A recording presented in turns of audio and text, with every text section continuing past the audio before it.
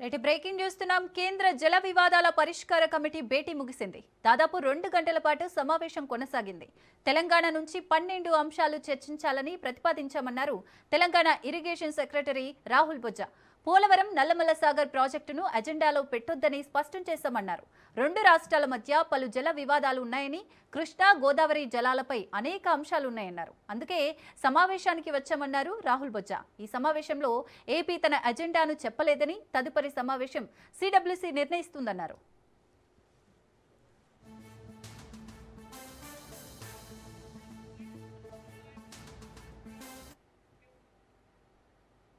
Right, ఇక 2 తెలుగు రాష్ట్రాల మధ్య జల వివాదాల పరిష్కార కమిటీ భేటీ అయితే ముగిసింది. మరిన్ని డీటెయిల్స్ మా ప్రతినిధి సునీల్ అందిస్తారు. సునీల్.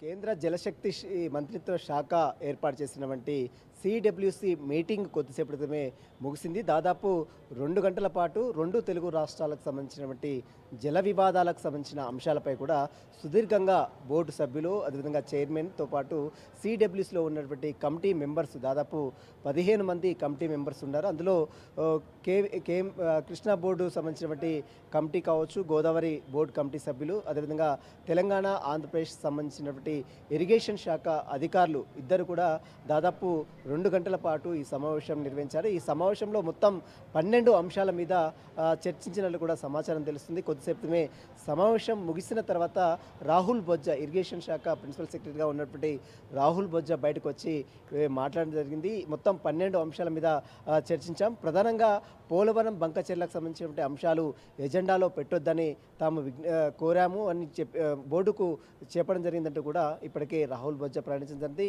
దీంట్లో 12 అంశాలపై కూడా కొన్ని తెలంగాణ రాష్ట్రానికి సంబంధించినటువంటి నీటి విషయంలో, నీటి వాటాలకు సంబంధించిన అంశాలపై కూడా సుదీర్ఘంగా బోర్డు కమిటీ దృష్టికి తీసుకువచ్చాము.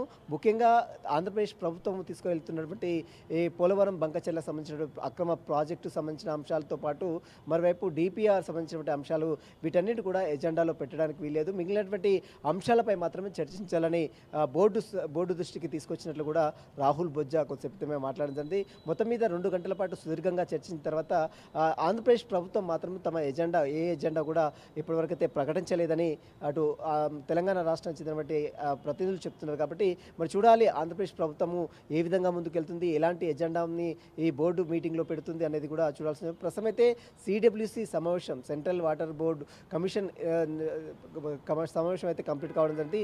ఇక త్వరలోనే మరొకసారి మీటింగ్ కండక్ట్ చేస్తారు.